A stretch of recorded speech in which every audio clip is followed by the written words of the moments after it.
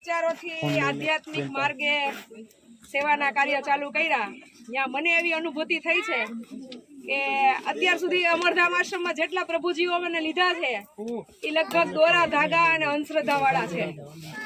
દોરા ધાગા અંધશ્રદ્ધા અને ધૂણવાના નામે જ્યાં જ્યાં એ જીવો ગયા છે ત્યાં એ પોતે તો બરબાદ થયા છે, પણ એને એના પરિવારને, એના ઘરને અને પોતાના જીવનને પણ બરબાદ કરી નાખ્યું છે. એટલે ઘણા લોકો એમ કહેતા હોય કે બેન મને આ જોઈ દો, ફોને આવે છે, રૂબરૂ આવે છે, મને જોતા આવડતું નથી, મને માતાજી આવતા નથી. હું અમરમાને એટલા દિલથી પ્રેમ કરું છું. એટલે પેલા એવું હતું કે મારે અમરમાને કહેવું પડતું, મારે બોલવું પડતું, પણ હવે હું વિચાર કરું છું ને તો મારા કાર્ય થઈ જાય છે. આ જગ્યાનો અમને અનુભવ થયો, કારણ કે આ જગ્યા જ્યારે અમે લીધી અને હમણાં જ સર્વેયર અહીંથી રજા લઈને ગયા, આ જગ્યાની મેં સર્વેયરની માપણી મગાવી. હરમડિયા ગામને કદાચ ન ખબર હોય, આ જગ્યા માલિકીની હતી પણ છતાંય સાથણીની જમીન હતી અને એની પાસે 7 બાર 8 હતા, પણ આ જગ્યા કદાચ વેચત તો દસ્તાવેજ કોઈ ના કરી શકત એ કન્ડિશનમાં આ જગ્યા હતી.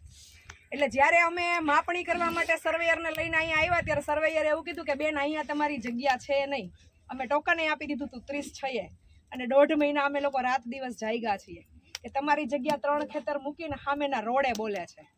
પછી અમારી પાસે જેટલા સરકારી કાગળિયા માંગ્યા એટલા અમે જેટલી જગ્યાએ ગયા એટલી જગ્યાએ ક્યાંયથી અમને સરકારી કાગળિયો એકેય ના મળ્યો. અને 15-16 દિવસ પછી એક સાંજે રાત્રે 7:30 એ ભાઈ સર્વેયર હમણાં જ અહીંથી રજા લઈને ગયા, એનો ફોન આવ્યો કે તમારી જગ્યાના બધાય કાગળિયા મને મળી ગયા છે અને જે જગ્યાનો દસ્તાવેજ શક્ય નહોતો એ જગ્યાનો અમે દસ્તાવેજ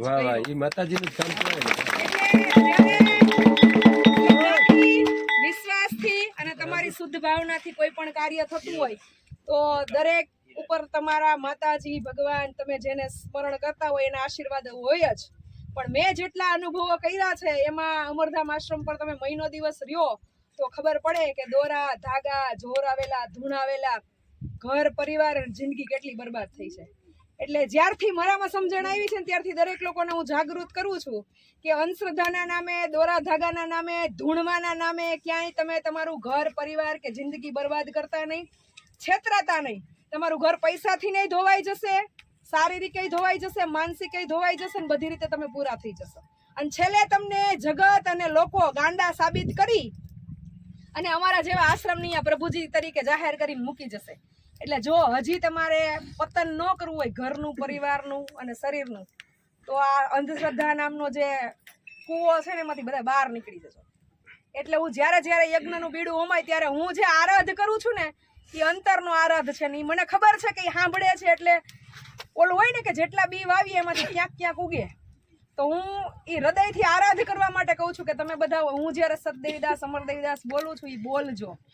એનો મતલબ એવું નથી કે મને અમરમાં આવે છે, હા અમરમાં સાંભળે છે એ કન્ફર્મ છે. જ્યારે હું કંઈ પણ મારો વિચાર એ મારો સંકલ્પ એ ન હોય પણ મારો વિચાર એ મને અજાણતા એવું હોય તો અમર મારે મારા દરેક વિચારને સાંભળ્યા છે. અને એટલે જ જે પ્રભુજી છે ને એ વગર દવાએ કે વગર સારવારે એ સારા અને સાજા થાય છે. આ મેં અનુભવ્યું છે. એટલે હું લાઈવના માધ્યમથી અને જાહેર સોશિયલ મીડિયાના માધ્યમથી દરેક વાર કહું છું. પણ હજી અપીલ છે, આટલું કહીએ છીએ ને છતાંય અંધશ્રદ્ધાના નામે કેટલાય ઘર પરિવારો અને બહેનો, મેજોરિટી બહેનો બરબાદ થઈને આવે છે. હજી 4 દિવસ પહેલા જ મેં એક કેસ સોલ્વ કર્યો છે. એટલે મહેરબાની કરીને છતાંય કોઈને એમ થતું હોય કે મને ધૂણવું આવે છે, ધૂણવું ઉપડું છે, તો અહીંયા ધૂણતા નહીં, નહીંતર હું ટીંગાટોરી કરીને બહાર મૂકી આવી. હા, જેને આમ માતાજી આવતા હોય, ધૂણતા હોય, હું નાસ્તિક નથી, હું શ્રદ્ધાળુ છું તો જ હું આ રસ્તા પર ચાલતી હોય, પણ મને જે અનુભવો છે ને એ પ્રમાણે મને ધૂણવું નથી આવતું. એટલે હું એટલું કહી શકું કે ધૂણવું ને એ કદાચ કોઈક માનસિક બીમારી હશે. આ જેને વિરોધ કરવો હોય એને ખુલ્લેઆમ કરવાનું, મને જવાબ દેવાની કેપેસિટી છે. પણ યજ્ઞશાળાની અંદર જ્યારે સતદેવીદાસ, અમરદેવીદાસના મંત્રો બોલાય, આ તો માનવ મંત્ર છે, અમરમાનો મંત્ર, અને આપણી તો એની પાસે કંઈ લાયકાત જ નથી, આપણે પામર જીવડા છીએ. પણ જ્યારે આપણને આપણા ગુરુએ મંત્ર આપ્યો છે તો આપણાથી જેટલો એનો આરાધ થાય એટલો કરવાનો. પણ મહેરબાની કરીને એક વિનંતી છે કે ધૂણતા નહીં. કોઈ ધૂણવાની ઈચ્છા થાય તો બહાર ધૂણજો. હાલો, હસવાની જગ્યા તો દુનિયામાં અનેક છે, પણ હૈયાને ખાલુક કરીને રડવાની જગ્યા એ આવા સ્થાન છે ધર્મના, અહીંયા છે. આશ્રમ માટે મેં અને અશોકભાઈએ લગભગ 3 વર્ષ અમારા લોહી પાણી એક કર્યા છે કે કોઈને રડવું હોય તો એ ક્યાં જઈને રડી શકે. હા બરોબર. કારણ કે જ્યારે તમારા રડવાના દિવસો હોય ને ત્યારે જગત દાંત કાઢતું હોય. હા હા સાચી વાત. ત્યારે માણસ પોતાની મજબૂરી પોતાની તકલીફ ક્યાં જઈને જાહેર કરે એમ. એટલે ત્યારથી અમે એક નક્કી કર્યું હતું, કારણ કે મારી પાસે કેન્સરના ઘણા બધા દર્દીઓ આવે, HIV ના ઘણા બધા દર્દીઓ આવે, ગંભીર બીમારીના ઘણા બધા દર્દીઓ આવે કે અતિ જાહો જલાલીમાં જીવન જીવવો હોય ને જ્યારે આવી ગંભીર બીમારી આવે ત્યારે લોકો પોતાના ઘરના સગા વાલા, પોતાના સંતાનો, મા બાપ ઇવન તરછોડી દે. હમણાં 10 દિવસ પહેલા એક ફોન આવ્યો હતો કે એક માનસિક અસ્થિર છે, લઈ જશો એમ. એટલે જયદીપે પ્રશ્ન કર્યો કે ભાઈ એના પરિવારમાં કોણ છે? તો કે નિરાધાર છે, કોઈ નથી. તો કે તમે એના શું થાવ? તો કે હું એની મમ્મી છું, એમ એની માં છું. જો માં હોવા છતાંય આજે એનો દીકરાને નિરાધાર જાહેર કરતી હોય તો અહીંયા લગભગ 85 બહેનોનું મારું ગ્રુપ છે, એમાંથી અત્યારે 15-20 બહેનો હાજર છે. મારે કોઈ સાથે લોહીના વ્યવહાર નથી, પણ આજે જ્યારે એના પિયરે જાય છે તો અહીંયા જ્યારે આવવાની વાત થાય ત્યારે એ બહેનો એમ કે છે કે અમારું હવેનું પિયર છે ને એ અમરધામ છે. એટલે જ્યારે આપણું સન્માન મોટું થતું હોય ને ત્યારે આપણી જવાબદારીઓ માટે, એની સલામતી માટે આપણે રાત દિવસ મહેનત કરતા હોય કે એનું ઘર થઈ જાય, એનો ધંધો થઈ જાય, એ વેલ સેટ થઈ જાય, તો મારી બધી ચિંતા મુક્ત થઈ જાય. એમ પાછળ ઊભા છે અને બધાને ખબર છે કે લગભગ 3 વર્ષથી, એમાંય છેલ્લા 1 વર્ષથી એ બધાની ચિંતા માટે, પ્રભુજીની ચિંતા માટે, અને અતિ ગંભીર બીમારીથી જે દર્દીઓ, જે ભાઈઓ, જે બહેનો પીડાતા હતા કે છેલ્લે અમને કોઈ નહીં સાચવે તો બેન અમે તમારી અહીંયા આવતા રહેશું હો.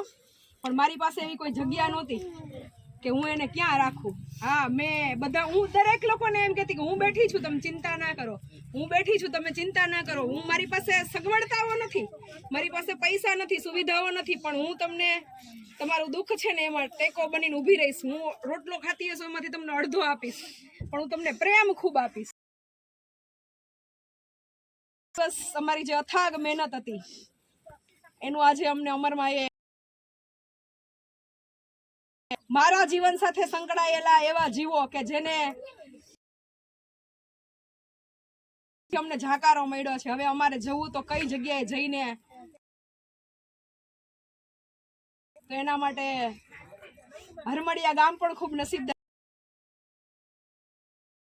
નિર્માણ થયું કે આવનારા સમયમાં અતિ ગંભીર બીમારીથી પીડાતા દર્દી હોય કે વૃદ્ધ હોય એના માટે અમે 3 માળ નક્કી કર્યા છે. એમાં ટોપ ફ્લોર ઉપર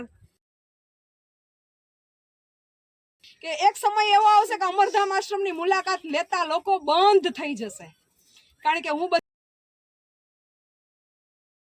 કે જ્યાં બધા આઘા ભાગતા હશે. આજે કેન્સર હોય તો લોકો એના પાણીની બોટલ લેશું, પણ એની બાજુમાં આમ આટલા 10 ફૂટ ઉભા રહીને વાત કરે, મોઢે રૂમાલ રાખીને વાત કરે કે એના જમ્સ મારા શરીરમાં આવશે ને તો મને લાગી જશે. એટલે આપણો આગળનો રસ્તો છે ને એ મિશન ઉપર ગયો છે. મારે જે રીતે આગળ કામ કરવું હતું એવી સરસ મજાની પવિત્ર જગ્યાનું આજે નિર્માણ. મને રડવું એ જ વાતનું આવે છે કે આપણને તો બધી સુખ સાહેબી, બધી સુવિધાઓ ભોગવા પછી આપણે આ રસ્તે ચાલતા થયા છીએ. જ્યારે અમરમાં આજે આપણે જય જયકાર બોલાવીએ છીએ ત્યારે એને કોઈ બોલાવતું નહોતું. આજે આપણે માં કહીએ છીએ, જગતજનની કહીએ છીએ, અન્નપૂર્ણા કહીએ છીએ, પણ એ સમયે એને અભ્યાગતોને જમાડવા માટે ઘરે ઘરેથી 30-30 કિલોમીટર ચાલીને અમરમાં એ એટલા બધા આશીર્વાદ આપ્યા છે કે લોકો અહીંયા 30-40 લાખની 4 વ્હીલર લઈને સામેથી બધું દઈ જાય છે. અને છતાંય જો આપણે એ સેવામાં કંઈ કચાશ રાખીએ તો આપણી સેવામાં કંઈક ખોટ છે. એટલે ઘણી વખત કંઈ કોઈ કેસ સોલ્વ ન થતો હોય, કોઈ કેસ મને જોઈએ એવું રિઝલ્ટ ન મળતું હોય તો હજી કંઈક ઘટે છે. એટલે આ કેસ છે એમાં મને જોઈએ એવું રિઝલ્ટ નથી મળતું. જીવો અંદરથી રીબાતા હોય, મૂંઝાતા હોય, હેરાન થતા હોય. મારી સામે છે 1-2 પાત્રો, આર્યાભાઈ, 3-4 દીકરીઓ છે. એમને મોઢાનું કેન્સર છે. એમના મમ્મી ધામમાં વયા ગયા છે દીકરીઓના, અને ભાઈ છેલ્લે આજથી 4 મહિના પહેલા આશરે આવીને એવું કહીને ગયા છે કે બેન હું ન હોય ને ત્યારે મારી 4 દીકરીઓને સાચવજો. અને ત્યારે મને એવું થતું કે મારી પાસે જગ્યા નથી તો હું એને ક્યાં રાખીશ, ચલો હું એને ખવડાવી દઈશ પણ રાખવા માટે જગ્યા નથી. અને આજે ભલે આપણે થોડી સેવા થશે તો થોડી કરશું, જેટલા લોકોને સચવાશે એટલા બધું આપણે નથી કરી શકવાના, પણ જેટલું આપણે કોઈને દિલાસો આપ્યો છે એટલું કરી શકવા સક્ષમ બનીએ અને માં આપણા ઉપર આશીર્વાદ વરસાવે. એટલે આજે ખુશીનો દિવસ છે, ખુશીના આંસુ છે કે જે સંઘર્ષ હતો એ આજે સંપૂર્ણપણે પૂર્ણ થઈ ગયો.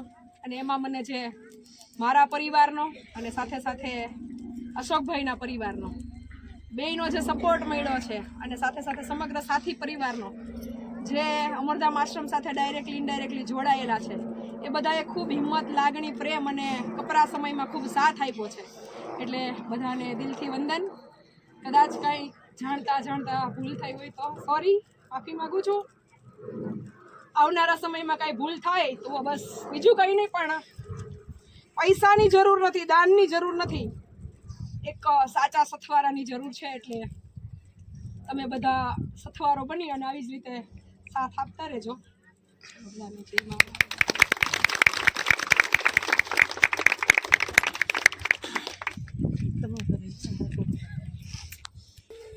ગંભીર બીમારી આવે, ડોક્ટર એમ કે હાથ કાપી નાખવો પડશે તો કે કાપી નાખો, મારે જીવવું છે. પગ કાપી નાખવો પડશે તો કે કાપી નાખો, મારે જીવવું છે. કે આતર કાઢી લેવું પડશે તો કે કાઢી નાખો, પણ મારે જીવવું છે. તો આપણને બધું ઈશ્વરે આપ્યું છે.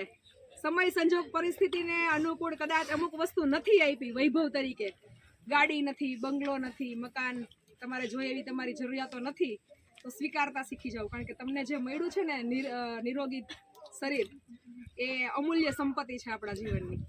એટલે આ બધાને છે ને મેં ચલ જિંદગી જીવી લઈએ નામના ગ્રુપ સાથે જોઈન્ટ કરી અને બધાને જીવતા કર્યા છે કે જીવો જિંદગી જીવવા જેવી છે.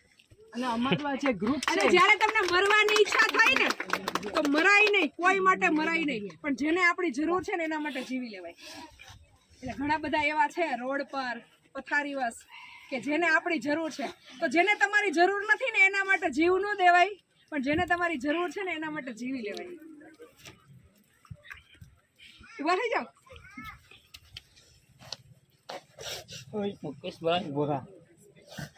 ક્યારે એવો વિચાર આવે તો એટલો સંકલ્પ લેવો કે મરાઈ નહીં, જિંદગી એટલી સસ્તી નથી, પણ જિંદગી એના માટે જીવાય કે જેને અમારી જરૂર છે. અમારું બહેનોનું જે ગ્રુપ છે ચલ જિંદગી જીવી લઈએ, એમાં 80-85 બહેનો છે. બધી બહેનો સક્ષમ છે, કોઈ નથી સક્ષમ, પણ આજે બધા અમે એક સાથે ચાલીએ છીએ. કોઈને લોહીનો સંબંધ નથી, કોઈ એકબીજાને ઓળખતા નથી, કોઈ એકબીજાને જોયા નથી, પણ આજે આટલું સરસ કાર્ય થઈ રહ્યું છે. એમાં ફૂલની ને ફૂલની પાકડી, ખાલી મારે તો કહેવામાં આવ્યું હતું કે ભાઈ તમે આપણે યોગદાન આપીએ. બધી બહેનોએ ભેગી મળીને 68,500 બેનને આપ્યા છે.